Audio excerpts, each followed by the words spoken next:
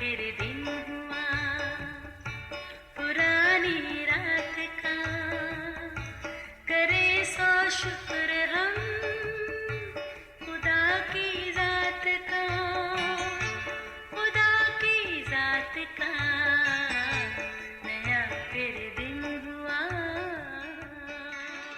आज की आयत।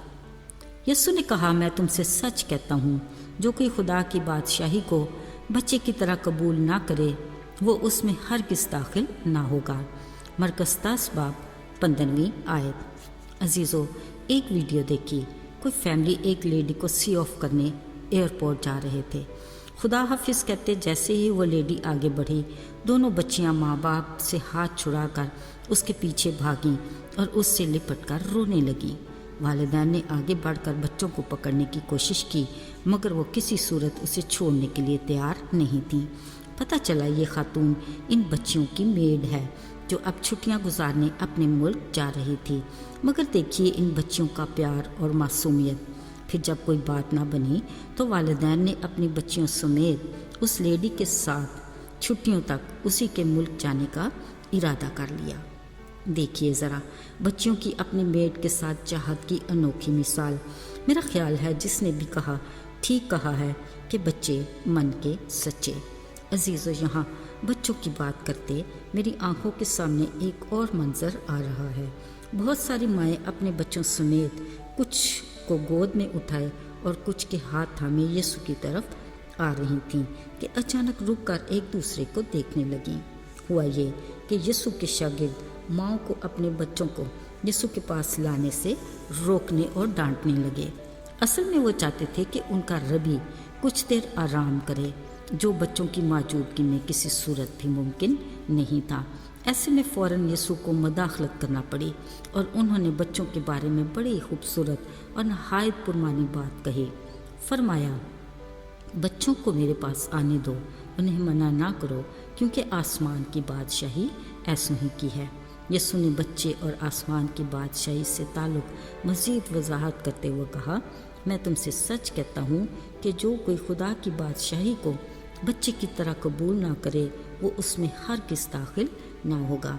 फिर यीशु ने बच्चों को अपनी गोद में लेकर बरकत दी।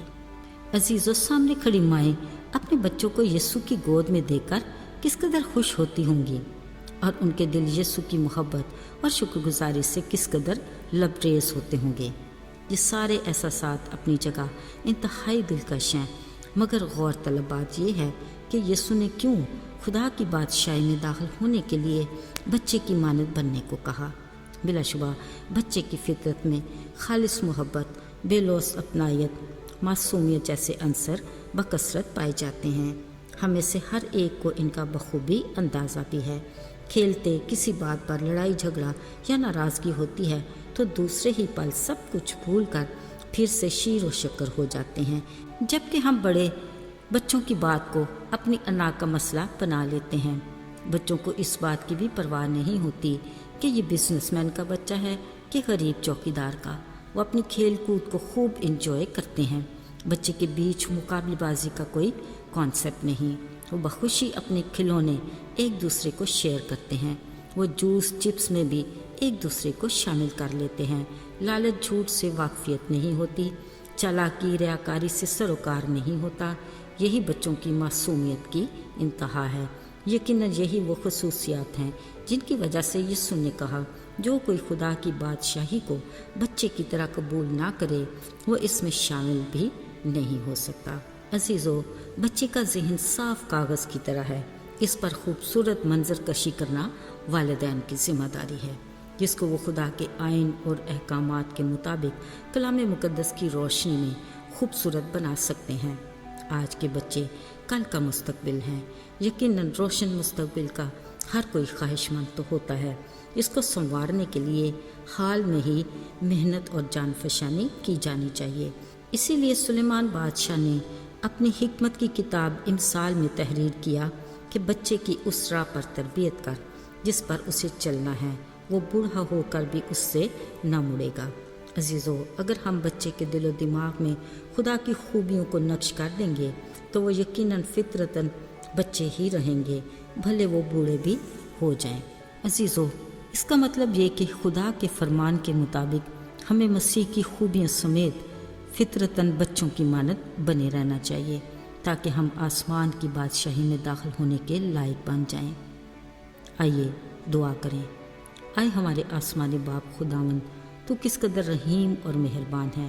شکر گزار ہیں کہ تو ہمارا خیال رکھتا اور فکر کرتا ہے۔